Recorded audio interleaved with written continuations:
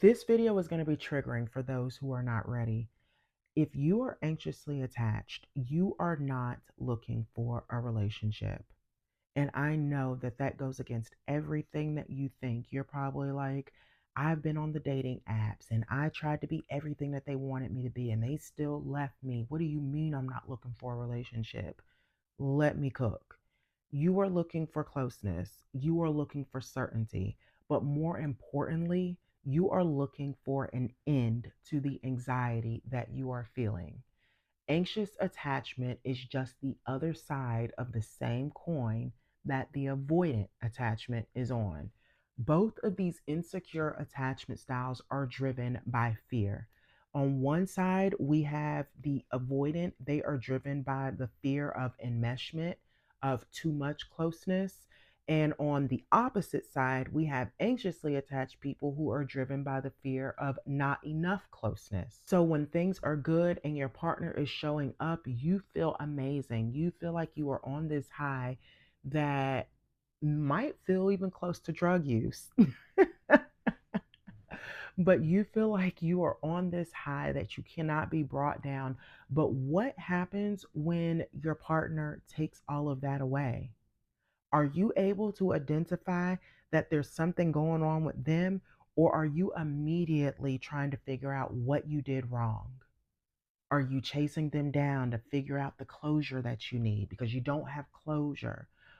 How do you respond when your partner is no longer showing up in a way that feels comfortable for you? That is the difference between a partnership and a relationship. A partnership says, my needs are what's important to me. I have you here. I am expecting you to meet these needs. A relationship says, my needs are important to me. Right now, you aren't giving them to me. How can I satisfy that within myself? How can I show up differently and more evolved so that I am not so dependent or so reactive to your behavior? Now, all of this matters because when you are activated, you are not able to think rationally. Your unmet needs are going to speak much louder than any rationality that you have. This is why when people get dumped, you see them begging and pleading, or maybe they're like riding past their partner's house, or they're doing all of these things and they're like, I don't know what got into me. That is survival mode.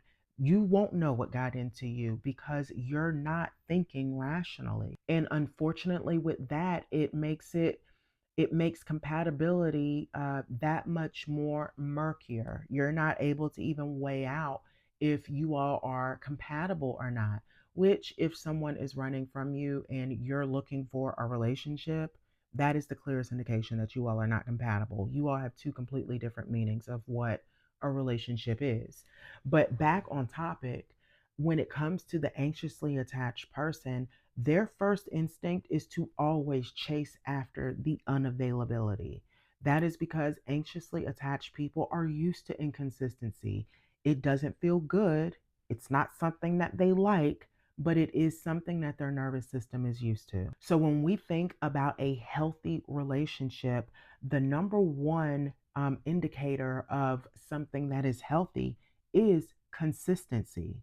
Now, speaking from personal experience, when a consistent man would show up back in my very unhealed days, he was boring. There was nothing exciting about a man that was showing up for me and giving me all the things that I wanted.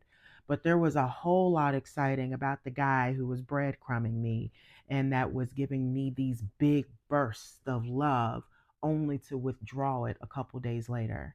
Now, I did not like any of this, and I want to make that known because although we don't like these things, we will continue to choose them if that is what feels good. Or let me rephrase, not feels good, what feels normal. Being able to create the relationship that you can't stop thinking about is not going to involve you understanding avoidant behavior and being able to pinpoint red flags. It is going to be you understanding the way that you respond to inconsistency. If you know that you respond to inconsistency by clinging, at the first sight of it, your first instinct isn't going to be, what did I do wrong? Your first instinct is going to be, this is a sign of someone being inconsistent. This doesn't feel good to me. I don't want any parts of it. When we talk about choosing differently, that's how you choose differently. You can't choose differently if you don't even know what you are choosing to begin with. Real partnership is going to challenge you, not challenge you in the way of, I need to be more patient, I need to chase them harder.